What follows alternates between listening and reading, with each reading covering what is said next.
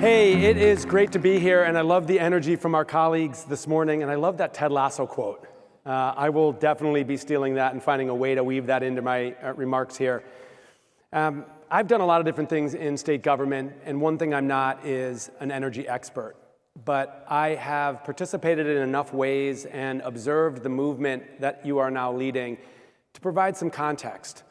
As Beth said when she invited me to share thoughts with you, you're gonna talk a lot about the what and the how over the next couple of days. What are the key priorities for CCAs and their partners? What are the key bills moving through the legislature? How are we going to manage rate affordability and continue to drive on clean energy? That's not what I'm here to talk about. I am here to talk about the why. Why this movement has built across California in recent decades, and why it's so important to do the work that you do and that we do together. I have to say, community choice aggregation was a totally confusing concept for a very long time for me. I'm sure you get this from a lot of your consumers. I was working for a county supervisor in the early 2000s in San Francisco when then Assemblymember Carol Migden was moving the bill to really establish the framework for CCAs.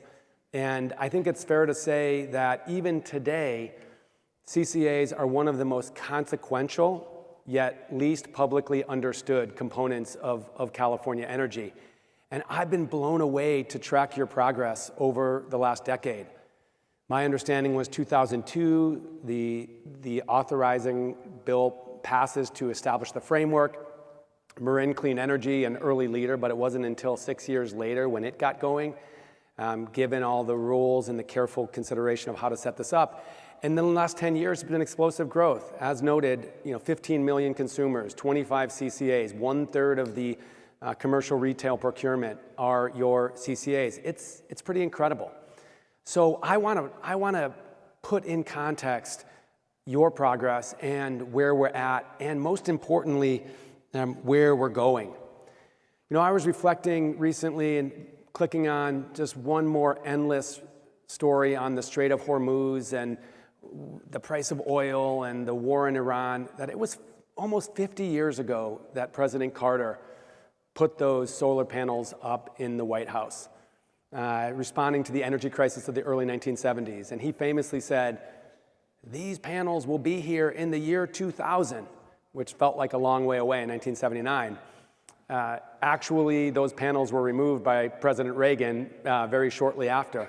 But over the last 50 years, California has not been sleeping on this whole movement. And in fact, we've been driving it. So I want to just take you through a little bit of the arc as I recall it. And for folks who are new to California, it gives you a little sense of the shoulders that we're standing on. That Ted Lasso quote, that the work that we do continues, and the legacy that we build is built on the work of others. So really, I would say energy environmentalism, as I know it, started in California. It was the Santa Barbara oil spill in 1969 and Earth Day. It was LA smog being so bad, the worst polluted city in the world. You couldn't see 2 blocks away certain times of year because of the smog. Created the Air Resources Board. A young visionary governor takes office, Jerry Brown, and creates the Office of Appropriate Technology, advancing new ideas like solar energy and recycling and energy efficiency. Considered somewhat fringy at the time. Fast forward a few years, 1978, California passes the first building energy efficiency standards, the first appliance standards. A physicist named Art Rosenfield on the CEC essentially drives policy that ultimately becomes known as the Rosenfield effect, whereas the per capita energy use of the rest of the country goes up. California flatlines because of that energy. At the federal level, that energy shock and the energy crisis of the 1970s generates PURPA, independent energy producers. My friend Jan Smutney Jones has educated me on this trajectory. New energy like wind farms at Altamont and Tehachapi, expanded geothermal at the geysers. Fast forward into the 1990s, this notion of market deregulation. The idea is, could we build a more efficient system based on market forces? Turns out that that was really quite challenging and rolled into the traumatic blackouts of the early 2000s. If you were here in California, you probably remember where you were. I certainly do. I was living and working in San Francisco.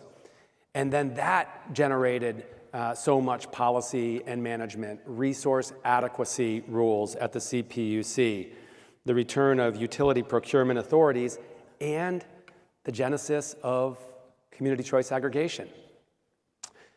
I'll say that 2007 really changed our trajectory forever, and that's when energy policy became climate policy. Governor Schwarzenegger, Fran Pavley passed Assembly Bill 32, one of the first laws in the world to require the reduction of carbon pollution. That generated strong clean energy policy. There had been an initial RPS, Renewable Portfolio Standard, in 2002, but given that climate imperative, legislators accelerated that, 20% by 2010, 33% by 2020. You may remember 1 million solar roofs, the California Solar Incentive. Governor Schwarzenegger and his administration deserve a lot of credit for that. At that point, I was working for Mayor Newsom in San Francisco, where we created the San Francisco Solar Incentive, which was actually a bundled incentive on top of the California Solar Incentive. And we watched solar expand significantly by 4 times rooftop solar in San Francisco. Falling solar prices, federal tax credit, the reality of climate science understanding the urgency, lots of venture capital, local climate activism among many of the communities that ultimately were driving CCAs forward. Policies to establish zero-emission vehicles. Fast forward from my time with Mayor Newsom, I worked for Governor Brown in his second go-around in office. We set a zero-emission vehicle goal of 1.5 million vehicle ZEV sales by 2025, and we were laughed at. And like AB 32, California met its target and met it early. So this arc, which brings us to today, has been incredible, and it has been about California's climate leadership and energy leadership. And now we are in a brave new world. We're going from rapid clean energy deployment to decarbonization. You know this. Our state legislators and governor have set a legal requirement that we achieve carbon neutrality in the next 20 years. The 4th largest economy in planet Earth, going to continue to grow, its community is going to continue to prosper, but at net zero carbon. And at the same time, driving towards 100% clean energy. Are these goals audacious? Absolutely. Are they necessary? Definitely. I've spent almost 8 years in this job. And as Beth said, we have a big agency. We deal with water and wildfire and coastal issues and so many topics. And I thought I would be doing a lot of forward-looking work. A lot of my time over the last 8 years has been emergency response. 10% of our state has burned in the last decade, most of it through catastrophic wildfire. We have had 2 millennial droughts in the last 15 years, so-called because scientists told us they would happen once every 1,000 years. At the end of 2022, we experienced our driest 3-year period from 2020 to 2022. 5 million Californians were underwater rationing. Salmon were on the brink of extinction, and we were planning for that number on water rationing to move to 20 million people. 6 weeks later, we experienced over a dozen atmospheric rivers that winter 2023, when the National Guard was deployed and lives were lost and billions of dollars of property was damaged. The driest 3-year period in the state's history to among the wettest 3 weeks. You know about heat waves, 2020, rolling blackouts as a result of this massive heat wave. 2 years later, the longest, hottest heat wave in the history of the American West almost disrupted our grid again. Had it not been heroic work, probably among many of you, it would have. So this work is essential. And the work that you do driving this clean energy movement forward is not only important to California, but it's critical to the entire world. Now, we are in the middle of this transition, and we're further along than most anywhere else in the world. And this involves tremendous complication and learning. The duck curve, permitting bottlenecks, supply chain issues, land use conflicts. We face an affordability crisis across our state and across our country, and the energy sector is right in the middle of it. Those catastrophic wildfires that have threatened our communities and eviscerated our landscapes have also provided an existential threat to the utility model, the PG&E bankruptcy that Governor Newsom contended with during his term, the fact that wildfire mitigation is the single highest driver of utility rate increases in California. How do we scale the grid that we know we need? We have a large grid that we know has to double or maybe even triple for us to achieve carbon neutrality as we electrify transportation and electrify buildings and some of industry. How do we build that grid fast enough without destroying the preciousness that is California's environment? I could spend a lot of time talking about California nature. We are one of the world's biodiversity hotspots. 36 places on planet Earth have the richness of life that we do. And I know if you're a solar developer, you may roll your eyes when you hear about this butterfly or that toad that is going extinct or threatened to go extinct and is listed and has impacted your project. But that's critically important to who we are as California. So how do we scale that grid? How do we build the grid that we know we need in a way that maintains our natural environment, that doesn't disproportionately burden the same communities that suffer the legacies of our traditional energy? How do we build tribal sovereignty given the reconciliation that's happening across our state? All of these are live questions, and they can feel overwhelming. But I can tell you, all of that progress over decades in the past involved those questions and involved those conflicts and involved that uncertainty. So our charge now, ultimately and clearly, to build reliable, affordable, clean power that is resilient to current and future threats. Let's stay focused on that. So I can tell you for this administration and for Governor Newsom, he's been passionate in 3 areas. And I would encourage you, whoever the next governor is, to make the case for a partnership in these areas. First, accelerate. We need to move faster to build what we need to build. Now, the good news is progress is remarkable. Our partners at the CPUC and CEC and CAISO delivering unprecedented amounts of renewable energy onto the grid, 6 megawatts, 7 megawatts. We went from having almost no utility scale storage across the state. Thanks to you, now we have probably the largest battery storage fleet in the world, over 15 gigawatts. It's why we used to live with flex alerts in the summer, and we haven't had a flex alert in 3 summers. So yes, we're making great progress, and yes, we're accelerating the work, but we have to be self-critical and find ways to move faster. And it starts with state government.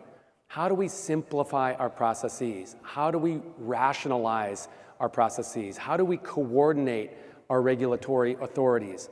Whether it's improving the transmission queue thanks to CAISO, or deconflicting permitting among the CPUC, or whether it's the opt-in process at the CEC. We're trying mightily to accelerate this work, and we need your help as advocates and partners. So accelerate, optimize.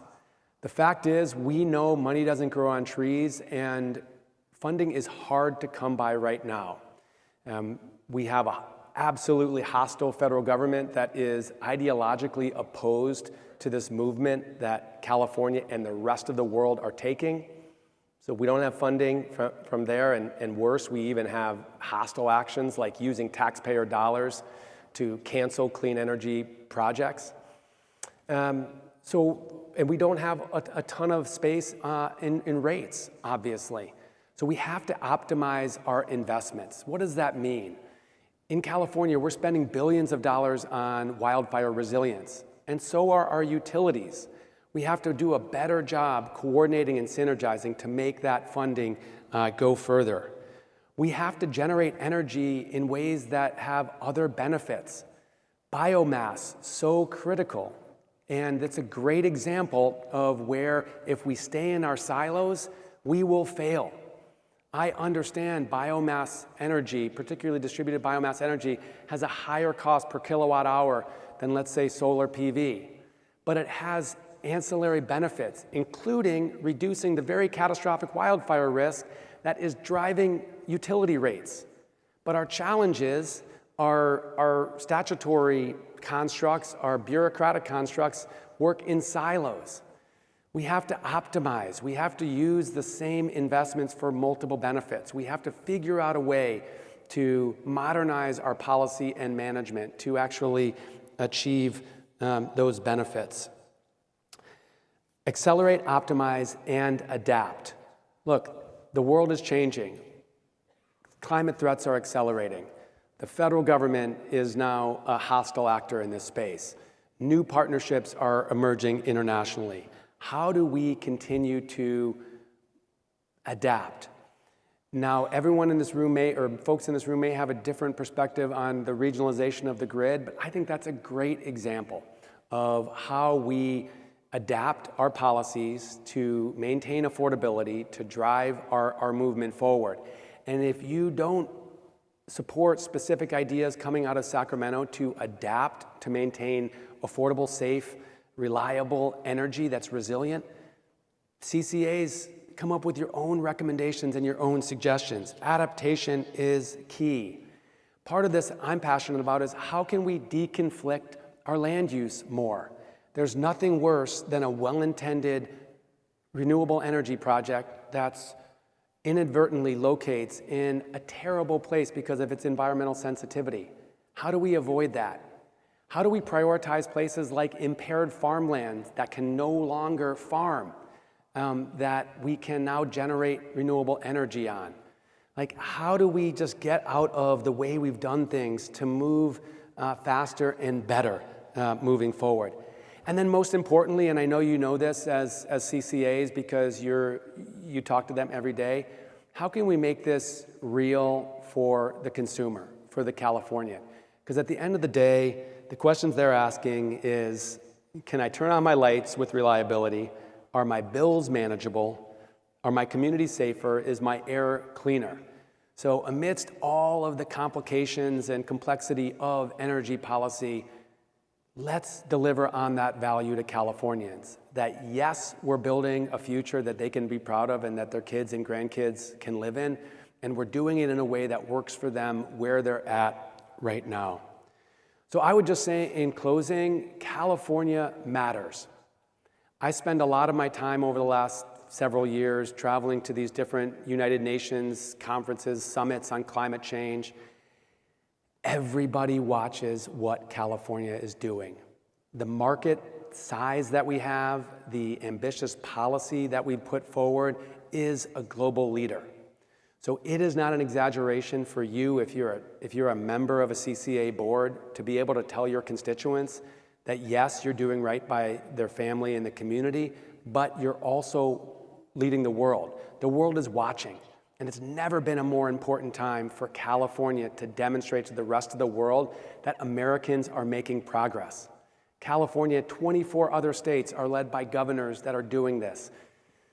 Over half of the GDP, over half of the population. I go places outside of the country and I remind colleagues from around the world, we are the United States of America.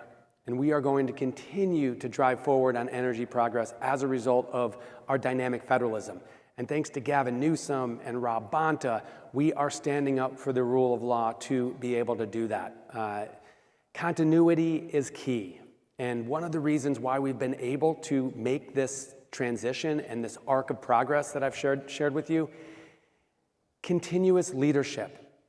Governor Schwarzenegger, Governor Brown, Governor Newsom, our legislature, have maintained steadfast support for this. And your job now, as we transition to a new administration, is to help make the case to that new leader and their appointees why we have to continue moving forward. We can never stop. We can never go back. Climate extremes are getting more intense. All this stuff I just talked about in terms of what we've experienced, scientists tell us those are the best conditions we'll experience as we look to future decades. It's getting worse. So we owe it to ourselves and our families and our communities to keep at this.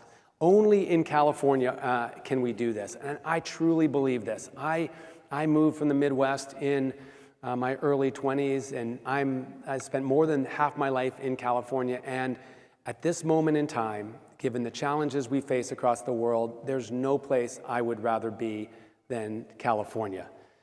Our environmental values, our technology optimism, our dynamic intellectual capital, and our forward-looking leadership that's driven by our constituents and our local leaders. So here's to the work you do. No time to waste. Godspeed, and let's get it done. Thank you very much.